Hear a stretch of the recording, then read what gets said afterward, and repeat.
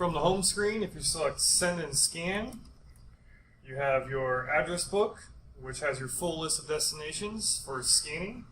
your one-touch key for your commonly used destinations, and then new destination if you want to hand key in an email or folder. On the right-hand side, you have your available options for scanning, such as your color for black and white or color scanning, your DPI resolution for different resolution, your size, it's on auto size by default, but you can choose a different size, your file type, such as JPEG, TIFF, or compressed PDF, one-sided and two-sided scanning options,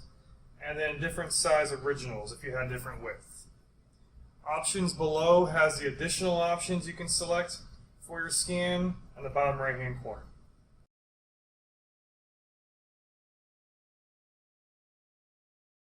Once you've selected your options, go ahead into your address book or your one-touch,